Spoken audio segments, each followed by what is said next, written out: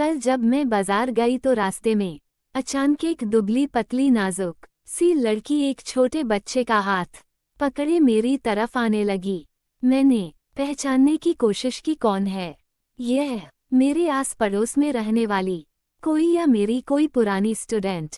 बहुत सोचने के बाद भी कुछ याद न आया। इसी बीच वह मेरे बिल्कुल पास आकर मेरे पैरों की तरफ झुक प्रणाम करने लगी। अपने साथ खड़े बच्चे को भी प्रणाम करने का संकेत करने लगी। मैं कुछ कहती इससे पहले ही उसने कहा, मैडम पहचाना, मैं लीला हूँ और यह मेरी बेटी रुचि है।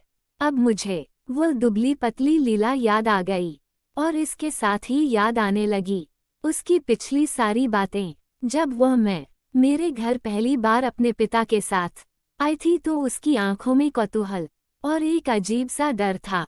उसके पिता हटे कटते गठीले बदन और लंबी मूंछों के मालिक थे। उनमें और उनकी बेटी में मुझे जरा भी समानता नजर नहीं आ रही थी। उन्होंने बताना शुरू किया, मैडम मेरी बेटी पढ़ाई में दिलचस्पी नहीं लेती, वह पिछले 2 साल से 10वीं की परीक्षा में फेल हो रही है।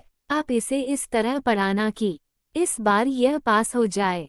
मुझे इसकी शादी करानी है और इसलिए इसको 10वीं पास करना जरूरी है। मैंने कहा, देखिए मैं पढ़ा तो दूंगी पर मेहनत तो लीला को ही करनी पड़ेगी। अगर यह चाहे तो ही 10वीं पास कर सकती है। मेरा ऐसा मानना है कि हम सब बच्चों को अच्छी राह दिखा सकते हैं पर उस राह पर बच्चों को ही चलना पड़ता है। पर मेरे इन सब बातों का उन पर कुछ खास असर होता मुझे दिखाई नहीं दिया। उनके जाने के बाद भी लीला चुपचाप सी बैठी रही। मैंने सोचा शायद आज उसका ट्यूशन में पहला दिन है इसलिए वह चुप है। पर धीरे धीरे मुझे पता चला कि लीला स्वभाव से ही ऐसी है। अपने दोस्तों से भी वह बहुत कम बातें करती है। उसका व्यक्तित्व अंतर्मुखी था। मैंने धीरे धीरे उसकी पढ़ाई के अलावा अन्य बातों में भी दिलचस्पी लेनी शुरू की। इसका असर यह हुआ कि वह थोड़ी खुलकर मुझसे बात करने लगी। एक दिन मैंने पूछा कि तुम आगे पढ़ाई करना नहीं चाहती, क्यों? पढ़ाई में दिलचस्पी नहीं लेती हो? उसने बताया, मैडम मैं पढ़ना चाहती हूँ पर 10वीं पास करने के बाद मेरे पिता मेरी शादी करना चाहते हैं। हम राजस्थानियों में लड़कियों की शादी बचपन में ही कर दी जाती है। गांव में तो लड़कियों को पढ़ने नहीं दिया जाता, बस थोड़ा अक्षर ज्ञान हो जाए उतना ही जरूरी होता है। मैं तो शहर में रहती हूँ इसलिए मुझे पढ़ने की इजाज़त मिली है। मैंने कहा, तुम्हारे सारे दोस्त 10वीं पास करके आगे पढ़ाई करते हैं और तुम पीछे रह जाती हो, इससे तुम्हें बुरा नहीं लगता? उसने कहा, मैडम मुझे अच्छा नहीं लगता पर 10वीं पास करने के बाद मेरी शादी हो जाएगी। मैं अभी शादी करना नहीं चाहती हूँ। मुझे आगे की पढ़ाई करनी है। आप कुछ भी करो, बस मुझे पास नहीं करना। मैं विवेक शून्य सी उसकी तरफ देखती रह गई। ये कैसी दुविधा है? उसके पिता ने उसे पढ़ने के लिए मेरे पास भेजा था और लीला पढ़ना नहीं चाहती थी, या यूं कहूं कि 10वीं पास करना नहीं चाहती थी। मैंने उसे समझाया कि देखो पढ़ाई सबके लिए बहुत जरूरी है, शादी के बाद भी तुम्हारे काम आएगी। मुझे लगने लगा कि शायद मेरी बात लीला के समझ में आने लगी।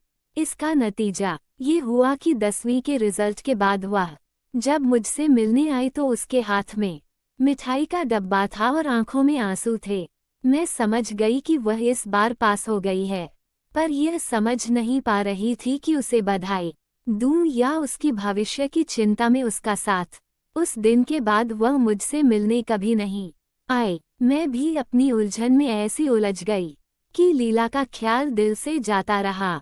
आज जब बाजार में उसे देखा तो पिछली सारी बातें याद आने लगी और उसका वह दर्द भी याद आया। मैंने सहज होकर पूछा, लीला तुम ससुराल में खुश हो न? पति कैसा है? तुम्हारा ख्याल तो रखता है न? उसने पहले की तरह ही सहमति में सिर झुका दिया। मैंने कहा, तुम्हारी बेटी तो बहुत प्यारी, बिल्कुल तुम्हारी जैसी है। उसे मैंने पर्स से निकाल कर एक चॉकलेट दिया। उसने हंसते हुए तुरंत ही थैंक यू कहा। लीला ने कहा, मैडम मैं इसे डॉक्टर बनाना चाहती हूँ और यह निर्णय मेरा होगा। मेरे पति की सहमति की मुझे जरूरत नहीं है।